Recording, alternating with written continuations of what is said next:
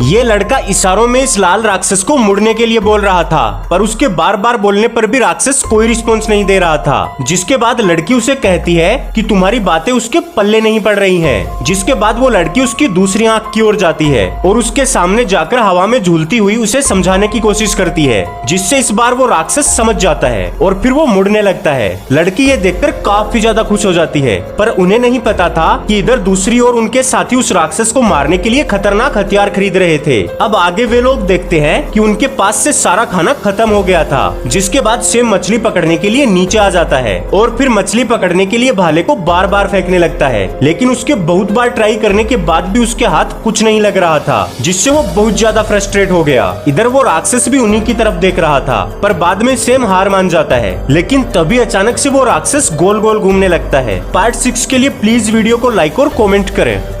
ये छोटी लड़की अपने परिवार की जान बचाने के लिए खुद को एक सुई चुभा लेती है, जिसके बाद वो अपनी माँ के पास जाकर ऐसे दिखाती है जैसे उसका पहला पीरियड आया हो। ये देखकर लड़की की माँ उसे अपने साथ ले गई, लेकिन वॉशरूम में जाते ही लड़की ने अपनी माँ को उस आदमी की सच्चाई दिखाई जिनके घर में वे लोग रह रहे थे। दरअसल कुछ दिनों पहले जैक नाम का एक आदमी ने एक ट्रिप पर मिला था और वहीं से उसने इन लोगों को अपने घर पर आने के लिए इन्वाइट किया था, पर उन्हें नहीं पता था कि जैक एक सीरियल किलर है, क्योंकि एक दिन छोटी लड़की को जैक का बेटा अपने साथ एक तहखाने के लेकर गया। वहाँ उसने लड़की को अपने असली पेरेंट्स की फोटो दिखाई। इसके अलावा उसने ये भी बताया कि वो बोल सकता था, पर जैक ने उसकी जीभ काट दी और जैक ये सब कई सालों से करता हुआ आ रहा है। वो लोगों को जान से मार देता है और अब इनके परिवार की बारी थी। लड़की की माँ ये देखकर काफी ज्यादा डर गई, जिसके बाद उसने जैक के सामने ही अपने हस्बैंड को बुलाया और ऐसे दिखाया जैसे सब कुछ नॉर्मल हो। फिर उन्होंने मिलकर ये फैसला किया कि वे लोग जैक को ये बोलेंगे कि उनकी बेटी का पीरियड आने की वजह से वो काफी ज्यादा डरी हुई है एंड वो लोग डॉक्टर के पास जाना चाहते हैं। पर जैसे ही वो अपनी कार के पास गए तो उन्होंने देखा कि उनकी कार का टायर तो पंचर हो रखा था। Subscribe for part 2।